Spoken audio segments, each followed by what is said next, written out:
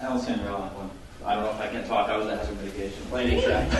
No, just as a former project impact coordinator in North Carolina, if anything, no matter how you feel about that program, one thing I learned is no matter, I would have to argue with anybody who could not acknowledge that it was a very successful branding program.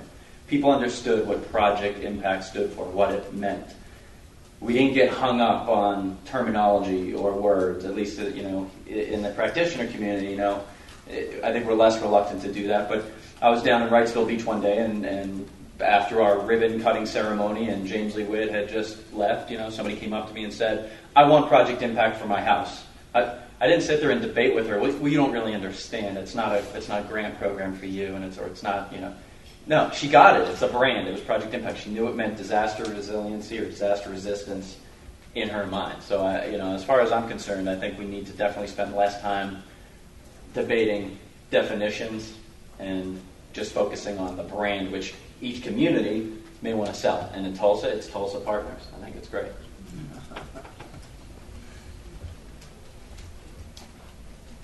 I'd like to expand a little on one thing Tim said, because I don't want to leave the impression that we're talking about creating an alliance similar to the alliance that is now going on, the Mitigation Alliance. I think what a couple of us felt pretty strongly about was that it would be a good idea to create a coalition of people who are focused on building disaster-resilient communities or resistant. I'm not going to argue about the terminology.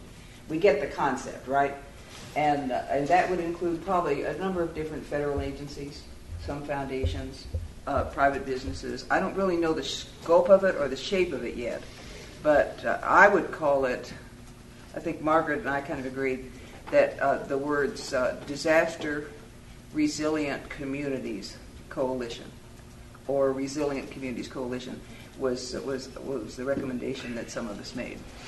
Is that? Yeah. Okay. And again, I want to emphasize that the NHMA board will need to discuss this in more detail. These are just recommendations at this point. Right.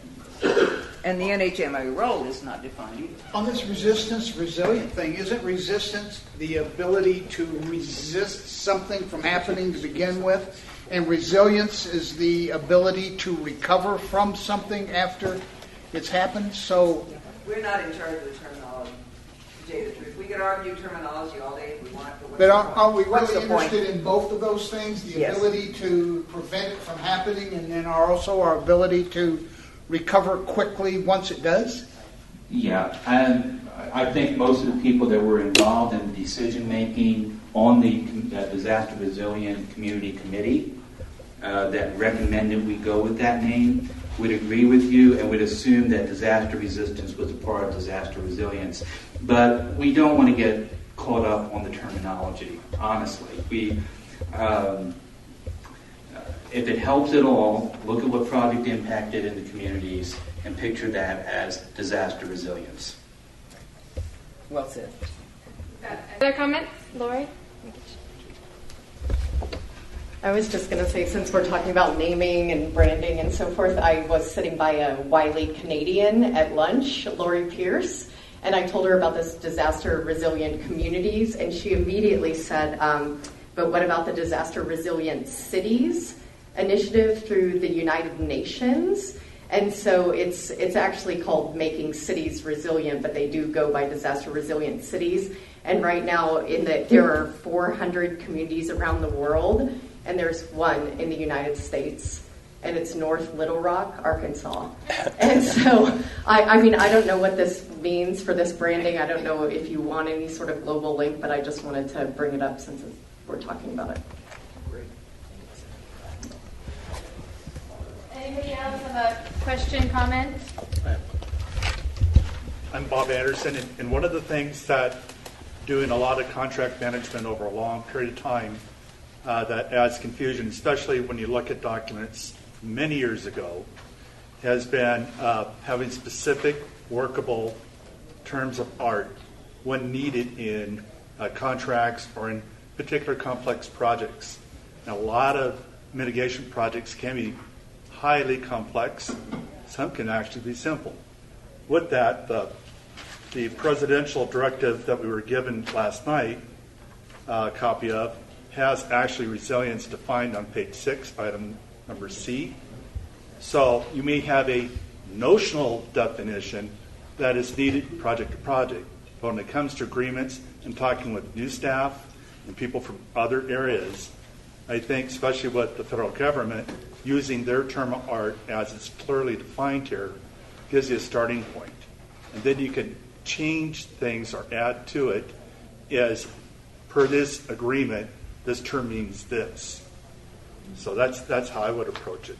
So I have this trouble all the time between engineers and seismologists.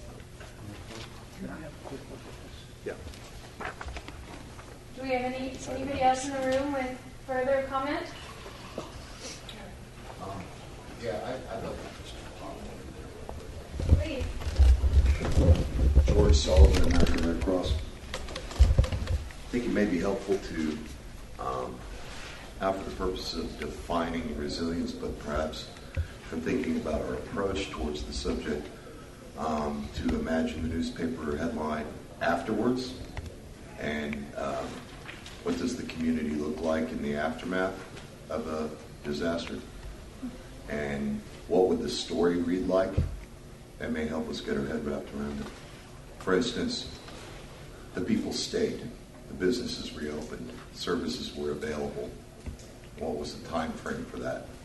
What kind of resources came into play to make that happen? That's all I had. Thank you. Is there anybody else? Ed? One more, and I failed to identify myself. I'm Ed Thomas from the Natural Hazards Mitigation Association. Following up on that very excellent comment about defining this by outcome, there's an excellent report from the Association of State Floodplain Managers on the second Gilbert White Forum that talked about the headlines in a paper after a massive and natural flood comes through an area, and it's a big yawn. There's no damage, no hardship, no environmental desolation, no suffering, no misery. And I think that would help us define the outcome that we seek. And this was a paper that was put together by 100 of the top experts in the United States. So I think we could fold that into our definition of resilience as an end goal. Is there anybody else?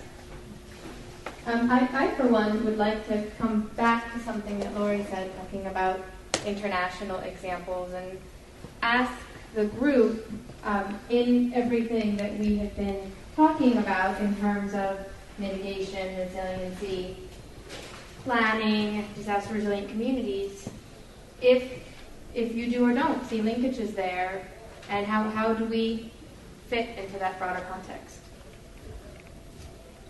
Not everybody at once. See, I've got two people up front, but I think they can answer the question. Do you have any initial comments on that? Well, I was actually in a session where somebody made a comment, international partnerships, and there was actually a session Bill Hook was doing. He was saying to everybody, keep it to 1 or 2 word responses and answers. He said international partnerships, and I said yes. So my answer to you is yes. It's something we need to look at. There are a number of partners who work on the national stage, who are international in scope, including your employer, Save the Children, who I've worked with locally in Tulsa on disaster issues. I think we need to, if I was to make a recommendation to NHMA, it would be my recommendation that we start with those international organizations that have a presence in the United States. Red Cross would be another organization, and look at how they're doing things on the international stage and see how it applies. Folks, it's already being done. Our insurance companies like, Munich Re, Swiss Re, FM Global, our internationalization of commerce and our industry is already looking at that. When something happens internationally, such as the situation in Japan, believe us, it affects the economy here in the U.S. So we have started it, but it's not at usually the public sector level. It's right now primarily being done at the private sector level.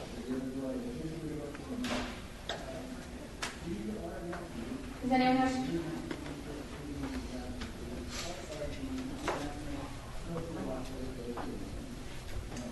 Dick Krajewski. What is appealing to me and looking at kind of international stuff with mitigation and resilience is their definitions maybe of resilience may be very, very different than ours because they may consider different kinds of lifestyles. And so I think it's important to know that in third world countries, resilience may look very different than it does here, and we may need to take those definitions seriously. May. Following up on the international thought, the clearest statements I have ever seen by public officials on the need when one is dealing with response and recovery to stop making things worse, but instead make them better in terms of hazard mitigation, harm prevention, plain common sense, or whatever you care to call it, have come from the International Committee. If you look online with the folks from the USAID, they have quotes from the Secretary General of the United Nations on exactly that topic. There was a wonderful webcast that we can disseminate the information that talks about this from the folks at the American Red Cross who do international relief, saying that we have to stop worrying about making our response and recovery operations more efficient and start working on making the consequences of natural phenomenon less because of improper practices. And lo and behold, the acting director of USAID said that emphatically and clearly. And I'm not seeing that as much from our domestic folks. So I really like Lori's idea, I like your idea of weaving in the international viewpoint and having, saying, hey, look, these guys have got it. Let's spread that word. Thank you. I would like to add to that based off of two comments from yesterday. One was made by Steve Murdoch, and I don't recall if it was made in his presentation or in a conversation I had with him prior.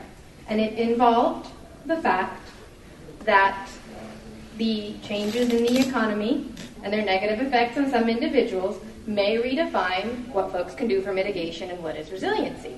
And that resonates to me as well with some of Dennis Milletti's comments regarding the income disparities and what does that mean for what people can do. And I don't know if anybody wants to say anything to that end, because I think that ties in very well to what Dick commented on, that maybe that international definition of resiliency is not as far away as we might think.